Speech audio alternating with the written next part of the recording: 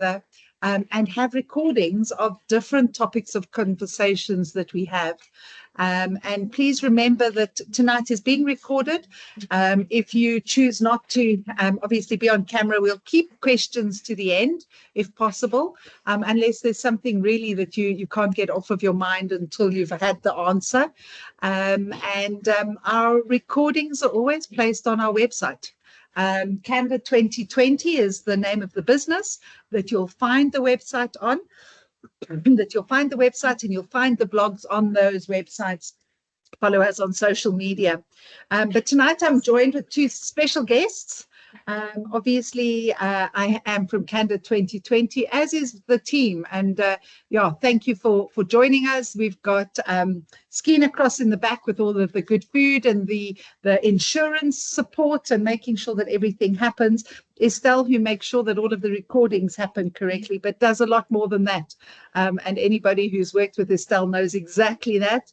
Banking, helping with our employee benefits, pension funds, provident funds, and wills and trusts, and making sure that all of the vitality stuff gets answered to a large extent. We have Lisa and Lesedi. Lisa looks after all the life and the invest, and Lesedi makes sure that all of our filing is up to date, that the appointments are booked, and that the minutes are taken, and everything happens there. We have Simon, who's joined us on an internship whilst he finishes his degree, and I've asked him probably 25 times what are you studying, and he tells me, and I still can't remember what he's studying. He's in his final year. I believe that he's smart enough that he doesn't need to study in the afternoons, and he'll pass, and we trust and hope that he does. And he's checking out to see whether financial advisory is a career of choice that he may want to go down in his year after he's graduated. So without my team, I couldn't possibly do it. So thank you. But without my customers and my clients, I certainly wouldn't be able to do it. Tonight, I have Lindsay with me, and she is no longer part of my team.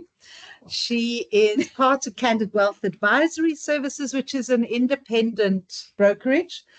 She has contracts and licenses with Liberty, Momentum, PPS, Alan Gray, and all sorts of other, giving depth and assisting clients with those contracts where she needs to, a CFP, and certainly going to be adding some value to our discussion tonight. And then I have Petrus here, and Petrus and I have recently met through the BNI Business Network Initiative, and he is an author, and I think I'm probably not going to do justice, as I didn't do to Simon's degree, and perhaps I should just let you know that he is an auditor, a businessman, which gives us a lot of depth to the discussion that we're going to be having tonight. So Petrus, thank you for joining us. I'm sure by the end of the evening, we'll get to know him a lot better and a lot more.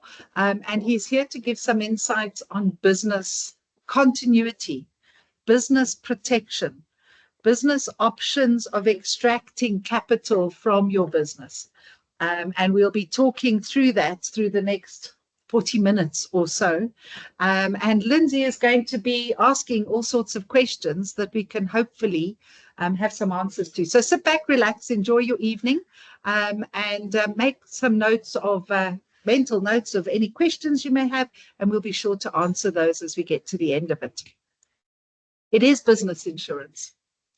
And I want to ask you all to humor me for a minute and close your eyes and just to think through a business. It might be your own business. It might be the business you work for. It might be a business you know of.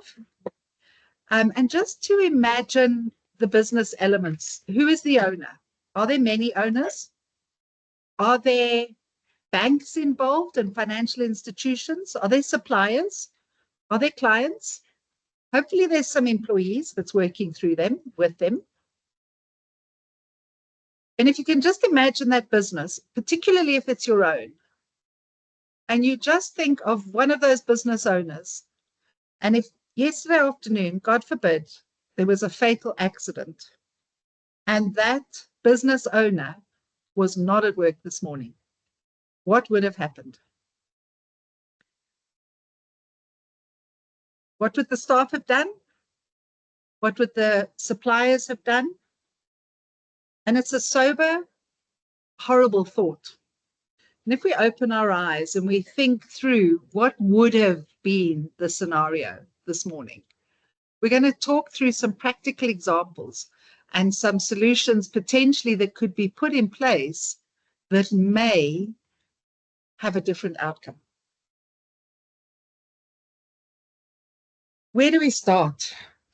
I think I'll start by asking the question of who of you have had that experience where a client of yours, a business owner, has passed away suddenly, unexpectedly? What happened? Well, unfortunately, being auditors, obviously, we had quite a few, especially during COVID. As example, one was 3 siblings involved in the company, and 2 of them literally died within a week. And left the admin person literally in charge and with the company in financial disarray. And so yes, there's definitely a lot of examples like that, unfortunately. And what do you do? Because literally the company, which is a production company, was left with the sales manager and the CEO literally overnight effectively taken out of the business. What did they do? Where did they start? What does the surviving partner do?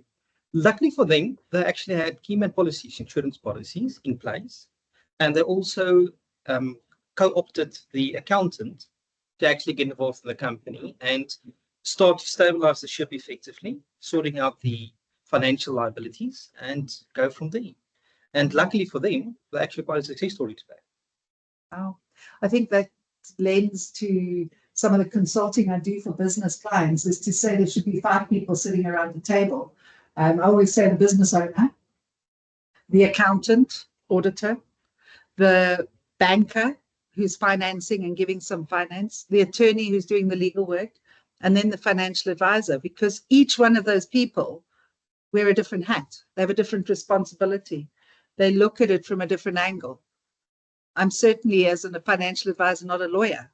I don't do contracts. I don't do crossing the T's, dotting the I's, but I see it from a financial aspect. So you say the accountant stepped in and assisted to steer the ship? And it was all about continuing with the business, but also stabilizing, making sure that production could still run, and effectively saving the company in the process. So it's getting people involved, having the right contracts obviously in place. That's always the footwork to go on. And yes, that's what they did quite successfully. Shirley, maybe you can explain to us what that key person insurance was that they had in place, and why would they have had something like that in place? Mm-hmm. Typically, a business is reliant in some instances on key people. We call it key man. I think that's really sexist. I think it's time we need to definitely get that changed. Individual. But let's say key person assurance, and those key people are fundamental in the business. It might be potentially a supplier, or it might be an engineer, a marketing person, somebody who's the business is reliant on. And the business has the opportunity to say that in the event of the absence of this person as a result of death or disability, that we're going to be short of cash and inflow of income, expertise, etc. So a business has the opportunity of identifying key people and ensuring their lives, and having a premium that is paid by the company. The policy is owned by the company. The company will be the beneficiary in the event of the death of that individual, and give the company the opportunity to employ a new person, recruit. It comes with costs. Train, develop somebody in the business. Perhaps just deal with the loss at that particular point in time. So key person is really a great piece of insurance that I think every business should be looking at when there is a key person in the business. And we often see businesses with, let's say, multiple shareholders or legal partnerships where there are 3 partners. What would you suggest one would implement to protect that business and protect the beneficiaries of those business owners should one of those business owners pass away? Well, I think, the fact that Petrus is perhaps giving us an example of this business is possibly something to say, and I hear what the question you're asking, Lindsay, is who is the shareholder? We have 3 shareholders in your instance. 2 of them have passed away. Oh, gosh, that nearly didn't work out quite so well. One of them remains. The deceased estate is now the shareholder of the shares. And in which case the executor by default is the new shareholder and has a responsibility, which is certainly not something that any executor is equipped and geared to and wants to actually be the new shareholder. So in that case, what we probably would look to do is potentially say, is there somebody else who would buy those shares from the estate? And then we look to put in place a buy and sell agreement. But I think what's important is there's no one size fits all. I think that's what we've experienced over the years, is that it's each case dependent. Families. Do we necessarily need to have a buy and sell for families? Well, yes, if there's a spouse involved, absolutely. Because if the shareholder dies and there's no will in place and there's no buy and sell in place, who actually gets the first option to buy those shares? So a buy and sell agreement is a traditional way of having an agreement between the shareholders as to what's going to happen to the shares in the event of the death. What happened in that instance, Petrus, from your experience? Was there a buy and sell? There was no buy and sell. Like there was a family-owned business, so it was effectively sorted out with the executive of the estate. It was obviously known to the family, but it's all about the continuity. So they wanted the continuity, obviously, in the family, and that is what they created, although they didn't particularly foresee such eventuality, but there was some sort of continuity that they put. I think they're very fortunate that the business survived. Yes. I think it would have been a very dismal, sad state of affairs had the business collapsed as a result of this and circumstances, economy, etc., because then there would be a loss of income in the estate, a loss of capital that could have actually been made provision for. So buy and sells are so important. I think we've historically had the example of a wife or a partner, spouse, being a beneficiary on the business. But the wife or the partner, spouse, husband doesn't necessarily want to be involved in the business. So I think creating that liquidity for them to be able to, for the company be able to buy the shares, etc., rather giving that beneficiary some capital to live off, it's quite helpful in your estate planning as well. But I also think it's important that continuity is always taken into account. Because, as example, another client, which is actually in the farming community, is basically on the point of retiring. And nobody really wants to go into the business of farming. So he's sitting with a question of either selling the farm or reinventing the methodology of how he's farmed, in terms of converting into a company and then a manager, as example, operate the company, and then as a shareholder, the family will then benefit and not physically be involved in the farming. So it's all about the continuity and planning for unique circumstances, because everyone is unique in how circumstances do change, and everyone is different. So it's all dependent on that. I think that's what I see often as well, is that sometimes people can't see who could potentially be buying the shares in the business. And sometimes it's opportunity to actually look outside and say, is there somebody else who may have an interest in buying it? We always think that a buy and sell agreement needs to be between existing shareholders. It doesn't necessarily need to be. It could be one dental practice and a second dental practice that may agree to actually buy out the shares of the deceased's practice. Obviously, we're going a little bit technical with legal requirements in terms of, is it structured in an Inc. or is it in a personal capacity, and is there licenses, etc.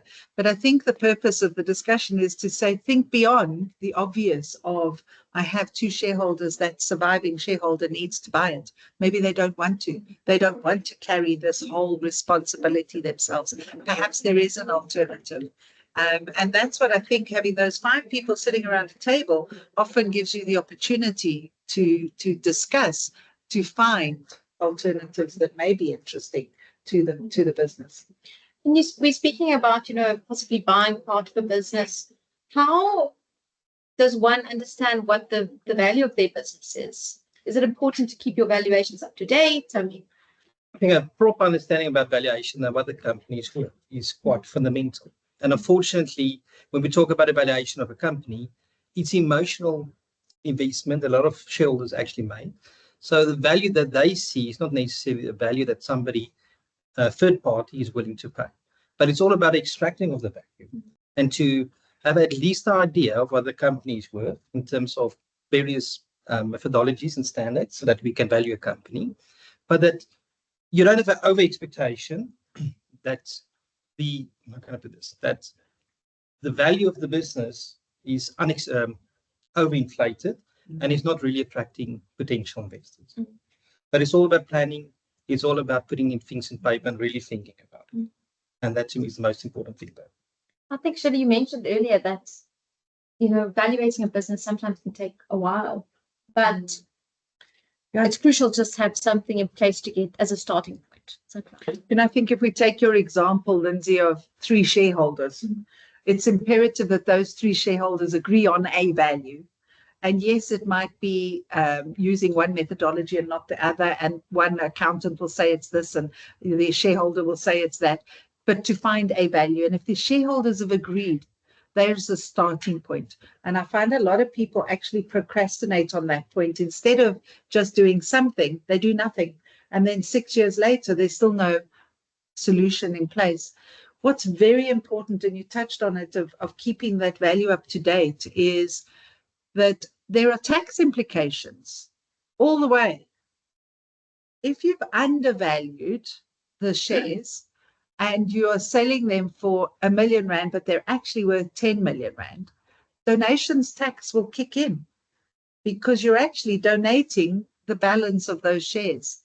So having the right value in place is not only imperative so that the family of the deceased gets the true value, it's also there from an income tax point of view and keeping SARS happy. If you're overinflating, SARS is probably not going to be looking too much because that's going to be the value of the shares in the estate. But undervaluing is certainly a very, very big problem and not something that should be taken lightly. And there's an agreement in the background that says that the 3 shareholders have agreed that the value of the business is X. So if the spouse says, or the executor says, thank you very much, I'll buy the shares for that, it can become very problematic if the share price is too low, if it's not the right. Who would say it's too low? Would that be SARS? Absolutely. Because remember, the value, especially with SARS, is about fair market value.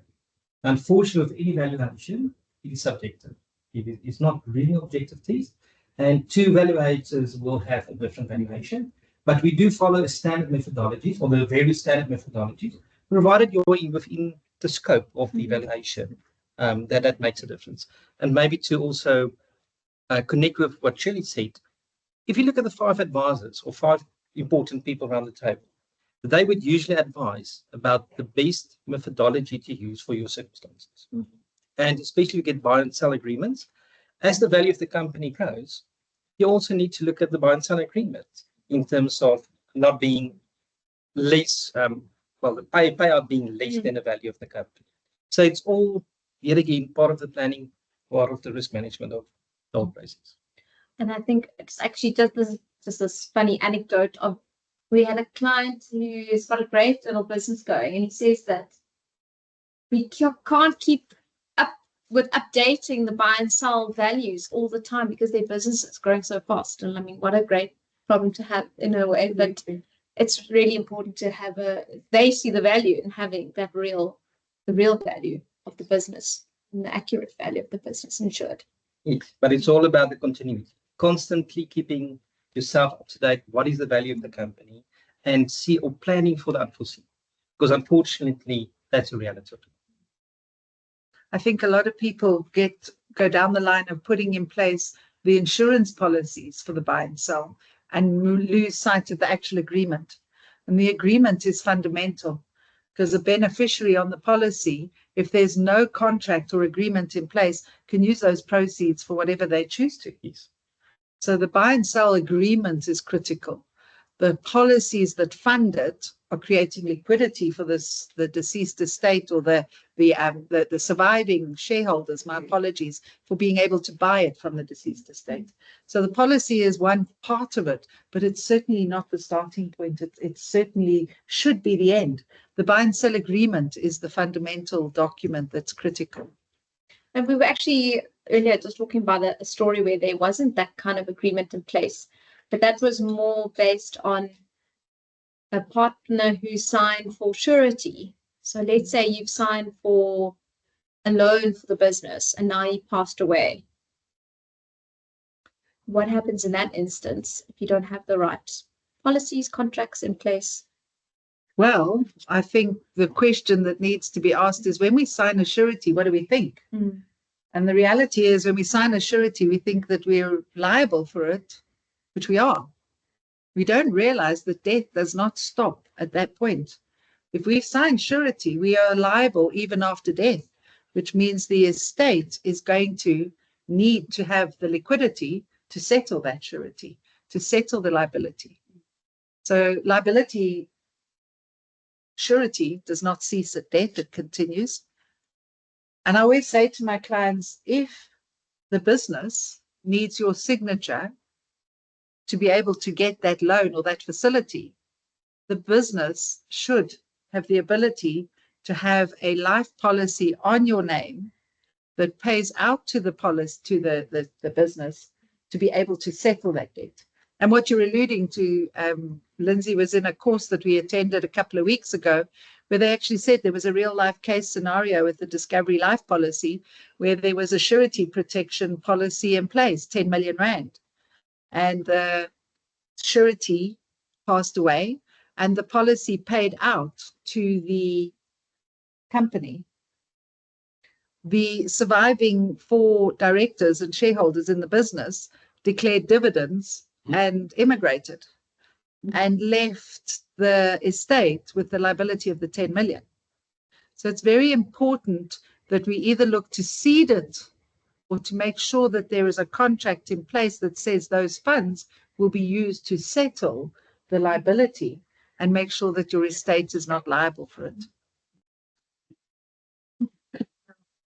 So quite important. Yeah, it's quite a scary fact, that one.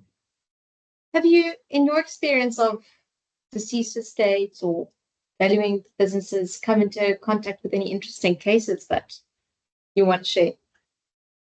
There's always a lot. So it's difficult maybe to, oh, it's actually the one, it's actually the farm.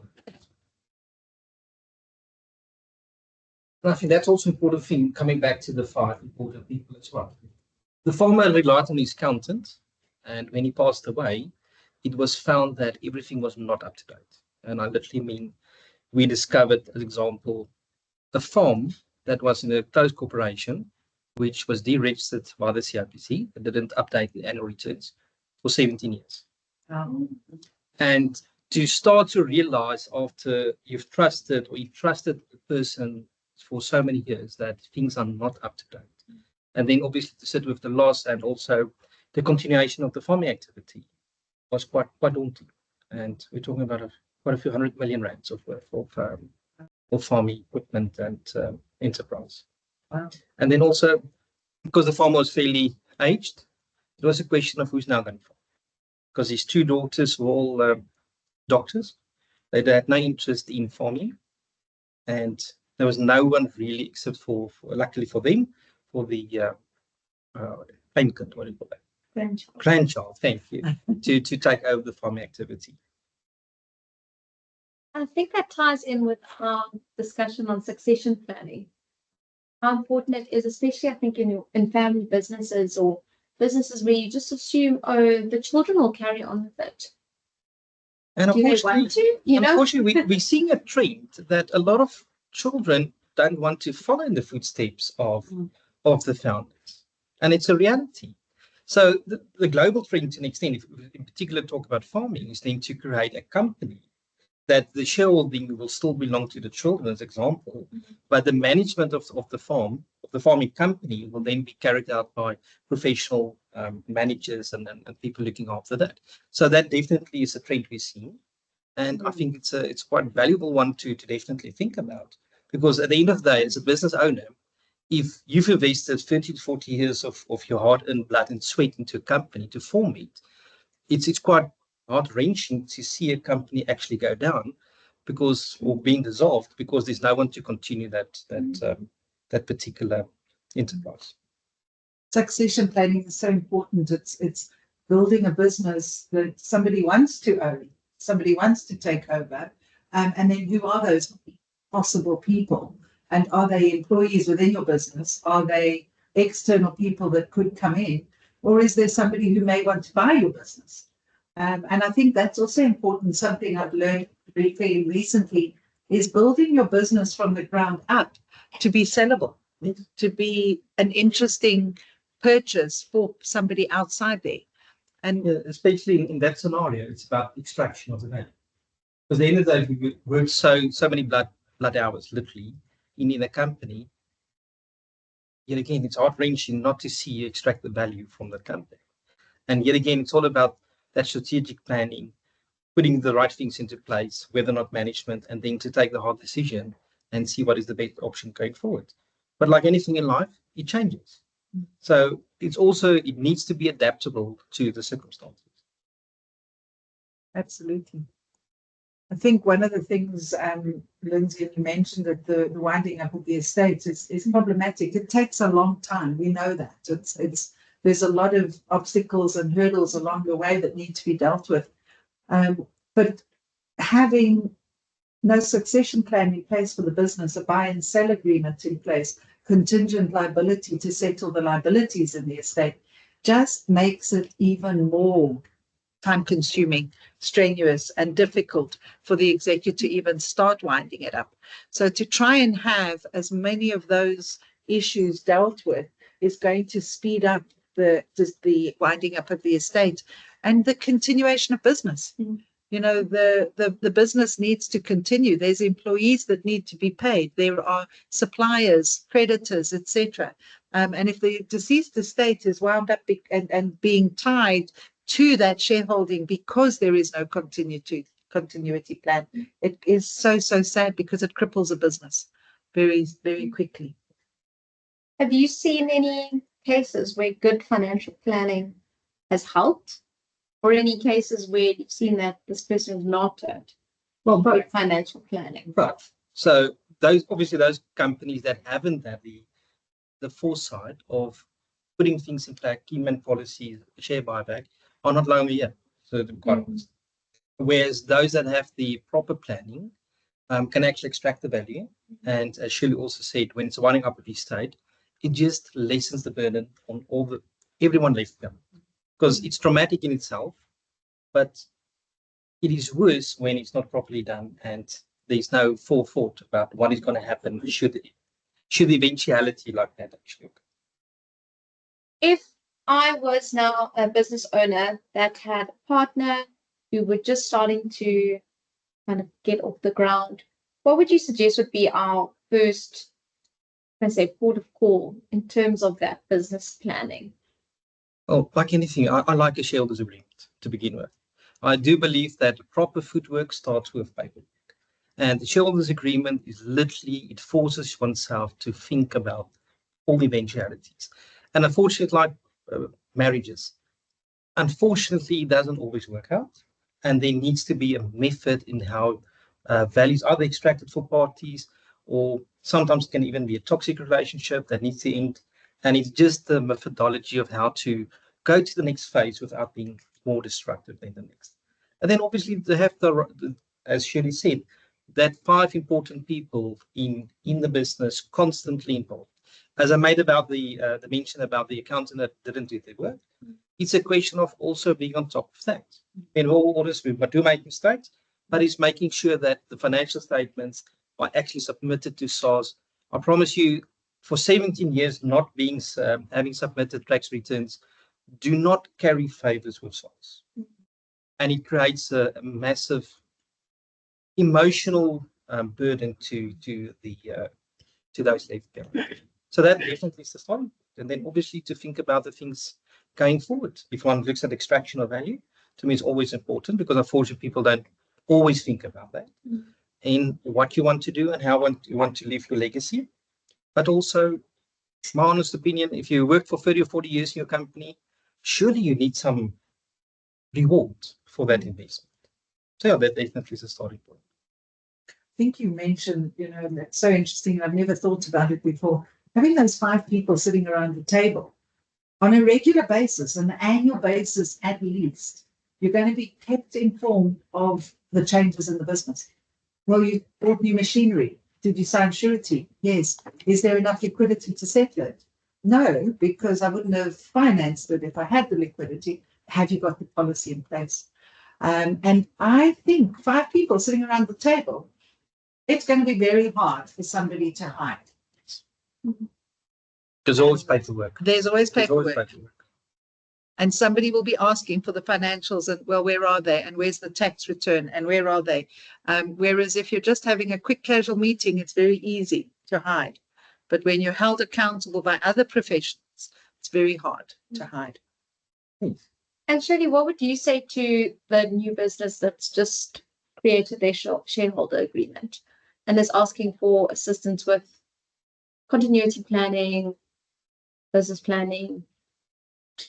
It's so difficult because there's no one size fits all. It would be a case of go and build your business, but build your business on solid principles. And I think the shareholders agreement is the starting point. Policies and procedures, processes in the business. Know what you're doing, keeping on top of the finances is critical. Having those dreams and those goals. It's very difficult at the outset to say, what do we need today? If I sit with a new business owner and I say to them, what's your value of your business? They'll go R1. And it is, unless there's capital that's been invested in the business, unless there's assets. But it's to say, be aware of it. These are your issues and your problems. If you died yesterday, who is going to be inheriting the shares? Do you want your partner, Jack's wife, to be your new shareholder and your new partner? And if you don't, then deal with it at that point in time. And make sure that you stay on top of it as you're going. Have regular discussions with those 5 people, particularly as your business is growing. I think it's stay informed, run your lane and do what you need to do. But at the same time, surround yourself with people whom you trust, who can assist and guide you whilst you're building the business. I think just linking onto that is, in the past, we've also encouraged, especially family businesses where there are possibly children involved or grandchildren, that you are having those regular discussions. Everyone's on the same page. Can we sell this business? So that you're having those regular check-ins. Yeah. I always say it's a family business. It's a family discussion. It's to have the hard discussion points with the family so that they know. I think there's nothing worse than somebody passing away and nobody knowing where to even start. If we go back to our thought of our eyes closed and this person not coming to work this morning, imagine if they have no idea of what's happening. It's daunting, it's scary, it's frightening. When they have some idea and they know that there are these trusted advisors in place, they know who to reach out to and who to contact. So I do encourage that. I think, first of all, it's very important. Sometimes there can be a solution that comes from the children that you didn't even know was a possibility. And having those discussions is important, and being open and honest. We unfortunately don't talk about money. We don't talk about death. We don't like to. And we have experienced that the more it's spoken about, the easier it's to deal with. And the less shock and surprises come from a death.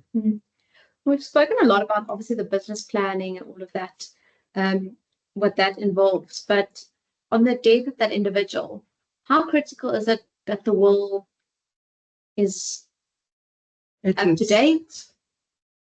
Business interests are noted. I think what's very important, if there is no will, there is no way, there is no direction. Yes, the law of intestate succession will guide us and give us some direction to it. But for anybody not to have a will, and particularly a business owner, in my opinion, is really irresponsible, because there are commitments and responsibilities to creditors, to employees, to all sorts of people, never mind the family that's left behind. So will to me is imperative.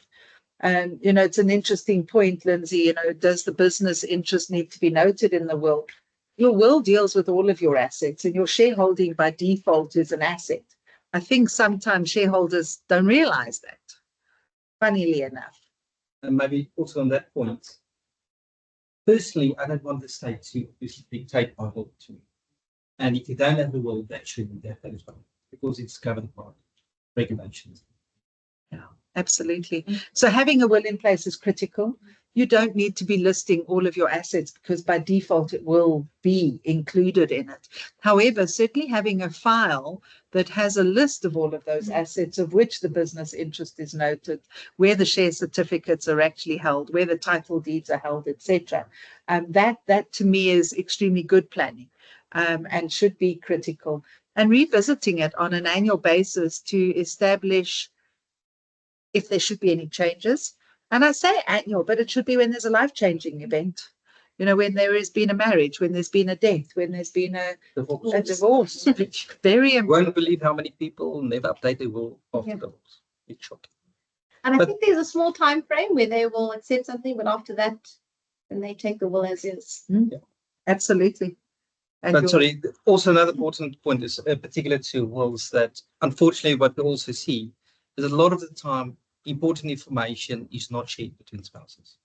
And it's sometimes very simple things like bank accounts, detail in terms of taxes, SARS e-filing accounts, and that unfortunate reality, because that also creates a lot of problems for the spouse to left out. We encourage our clients to have the what if file that should have a lot of that information in it, so that should something Creates for that eventually. Exactly. There's just that little bit of preparedness for them that they can say, okay, let me start here, because there's all this other chaos that's going on around you. You need a starting point and some guidance from the grave. Well, literally, I mean, it's just so much easier to, at least from executive's point, to literally go and you know with all the policies and obviously all the things you need to do from that perspective. And sorry, and also details of the company, because a lot of time people don't realize that the company, or the shares of the company, if it's a CC even worse, is actually part of the estate, and that obviously can create a lot of difficulty for people left behind, because now the executive becomes part of your partnership, whatever the case may be, and that can create issues. I think to me, it's the complexity of it. We've made it sound simple, difficult, all in the last 40 minutes. And I think I keep going back to there's not a one size fits all. There is understanding what your needs and your objectives are, and putting in place a plan and a process for that, and keeping that conversation and that communication going, asking the questions, what would happen? Closing your eyes with your business partner, with your key people in the practice and the business, and going, what would happen if I wasn't here yesterday? And getting some idea and some thought on it, and asking the professionals around the table, what would happen? And then finding solutions to be put in place. Not burying your head in the sand and hoping and praying it's going to go away, because it isn't. It's going to happen. It's a question of when. And it's a question of what will happen at that time and at that point. And staying on top of it, asking the questions and doing and putting in place the actions that's been spoken of. And being as best prepared as a person can be. Any other interesting anecdotes from your years as an auditor, seeing some interesting successes in business or possibly collapses in business? Collapse, you see a lot. Well, that's more business rescues, which we also do. It's all about the management. So a lot of time when you do business rescues, to be quite honest, the management team, 99% of the time, if you've got a good management team, and even when I do evaluation, to me, the most important thing is actually the directors. If I've got if I value the directors, I will value a company far higher than I would normally do. So having the right people in place, either to support you or take over the business, is very important. And that, unfortunately, we see that the business rescues and even state-owned companies. It's just a reality.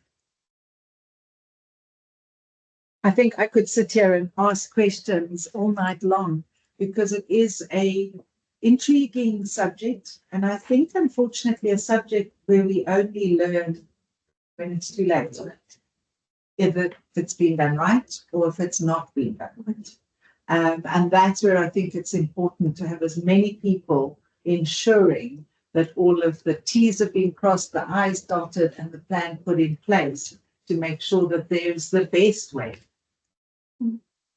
Any way forward is better than no way forward. And at least there's an opportunity then to do something and to move forward rather than having nothing. I think then I'll take the opportunity to open the floor for any questions for Shirley or Petrus that you might have. Yeah. So we've actually just spoken about 2 weeks ago, and you said that what invitation. We read Thank you for this. So we both have our own businesses separate. I started my business about 2 years ago. I'm pretty much the only director, sole shareholder. But we have potential to get the out of work for the next probably 18 months. And so much so that I have to take on some help. I need someone that's going to be organized and stuff like that. So we've discussed it amongst ourselves. And obviously Susan, being an organization person as she is, probably the perfect example. I go do the work, she does the stuff. Now, would you advise that she becomes a shareholder in the business in case something happens to me where she can actually continue the business?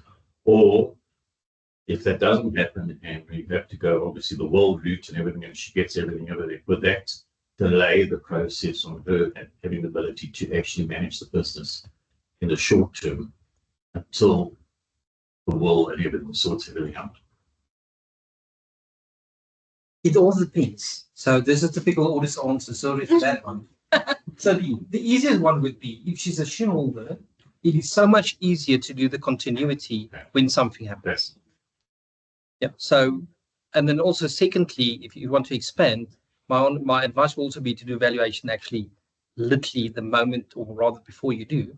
And that is to do when somebody buys into a company to have certain clauses as well, so that you can extract the value as is. So that somebody doesn't, well, you need the value that you build up the company for. So that's probably you to do evaluation that stage. It's very interesting. So you're saying that before you expand value.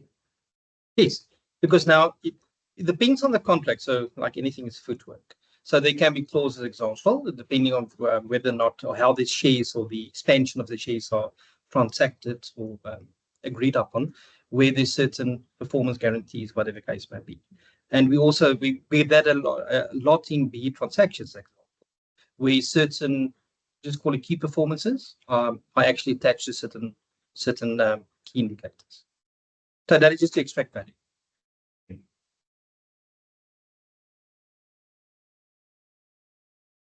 Anybody else? So, you mentioned at the beginning you had these 2 people that died and there were 3 shareholders.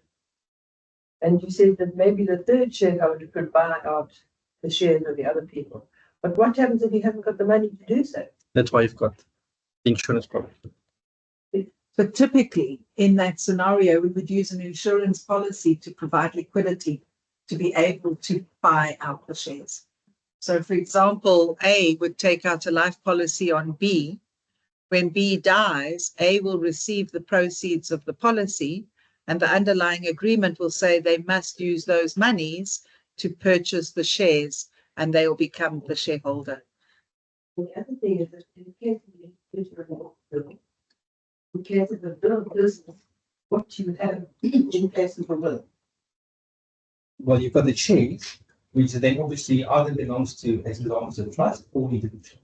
So if it belongs to individual, that shareholding will fall part of the estate. Within your will. So it's one of your I'm assets. talking about what does the business say about your will? So the business, and correct me if I'm wrong, Meg, if I'm hearing you, they are the three shareholders in the business. There's a shareholders agreement that says, hopefully, that if they are selling their shares, that the other shareholders will have the first option. If not, it can go out to market. So in other words, it isn't a will, it's just an agreement. It's just an agreement. The So share, it's only individuals that can have it. I just got a particular thing. My son-in-law is an insurance assessor. He's got a street-name problem, which could erupt at any stage.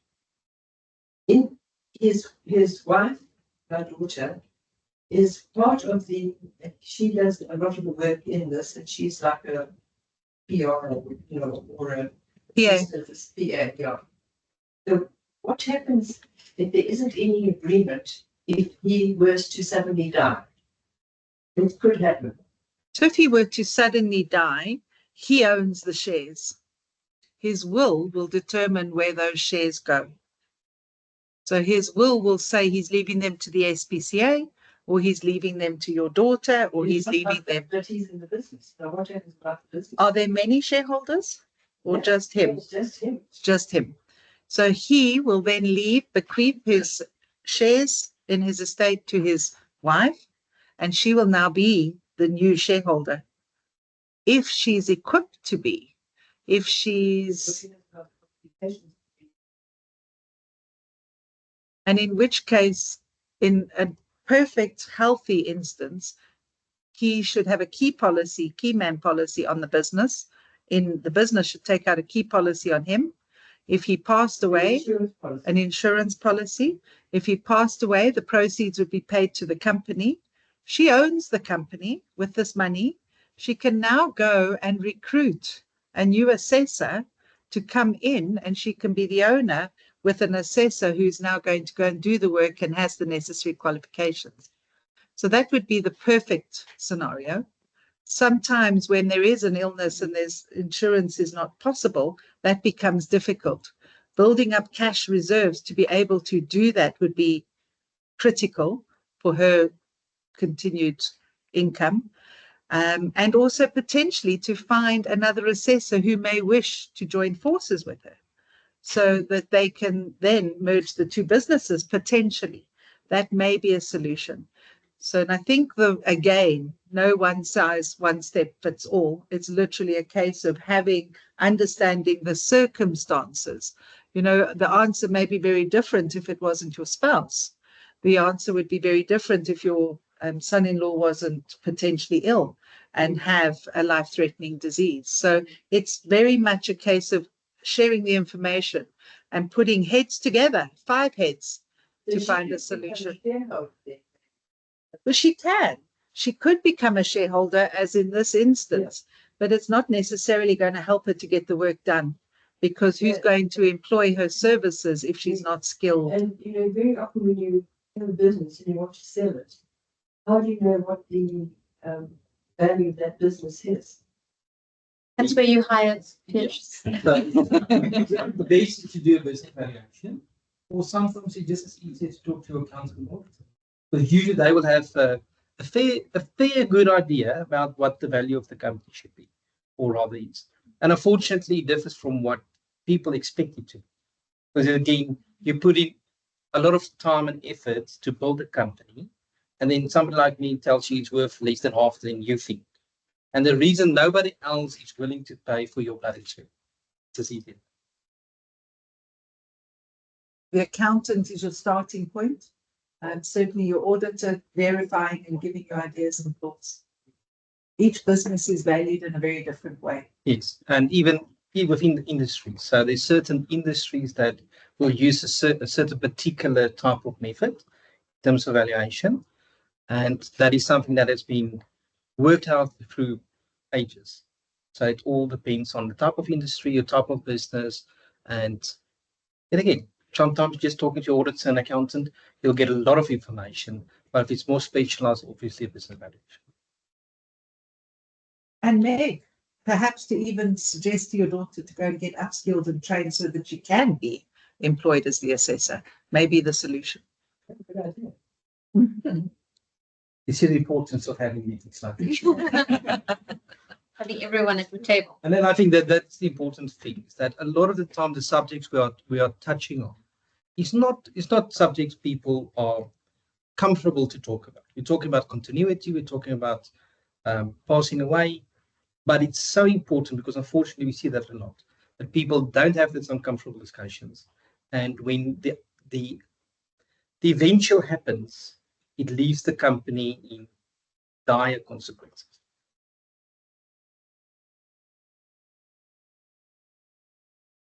Just on key man, there's insurance. How does that come in costing compared to just upping your own life cover instead? It's the same. Unfortunately, the life assured determines what the premium is going to be. So typically you'll find your life insurance companies use the same rates, regardless whether it's personal insurance, business insurance, etc. What happens inevitably in the key man cover is that you strip out any of the disability, the severe illness, the income protections as such, which then reduces the cost considerably. A personal insurance policy would be protecting for dread disease, protecting for a disability, etc. Whereas key man cover typically is going to be covering you in death or total disability, which therefore reduces the costs. There are a few interesting ways to price it in terms of escalations on an annual basis.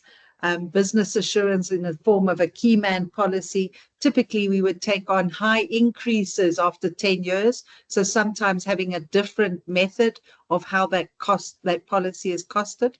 And in some instances, some companies actually do term assurance, which then says that we're only insuring for a period of 5 years or 10 years. Which then reduces the cost considerably too, because we know there's going to be an end date at say 70 or 80 or whatever that is, whereas a personal life policy will continue indefinitely until, as you're paying premiums until you die. So there are ways to lower the premium, but in answer to your question, the same rates table as such is used, whether it be your personal. The big thing for me is that the company should pay for it. The company will receive it. Never have a tax deduction of it, please.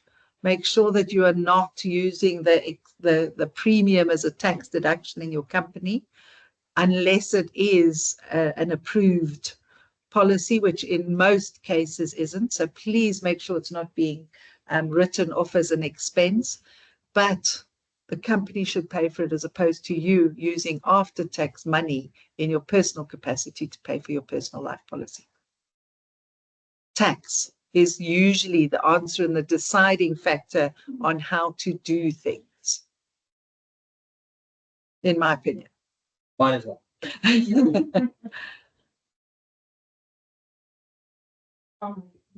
Mentioned that the daughters were not interested in continuing to do something. What were the conditions surrounding electing him? It was literally, he was the only willing person to continue with it. And was his skills through Luckily for him, he had an interest in farming. So his grandfather literally took him under his wings in terms of educating, in terms of farming itself. If it was not for that, in all likely they would have sold the farm. In terms of, because I had that question that I have a couple of years of business head. So I'm interested in, he was qualified, but was there an agreement somewhere that then made it easy for him to take over? There was no agreement. It was literally the only option they had. But usually with continuation, is that to literally have that discussion and see how one can actually continue the company. As an example, like the example I used with the 3 siblings that 2 of them unfortunately died. The surviving sibling took in the accountant, the existing accountant, who already knew the company and who took actually over the role as the CFO and stabilized the ship in terms of all the expenses and all the liabilities they had. And he also knew, because it's a manufacturing company, he already had knowledge in terms of costing and supplies, and that actually ensured the continuity so that they can actually get the proper managers in the company to then go forward.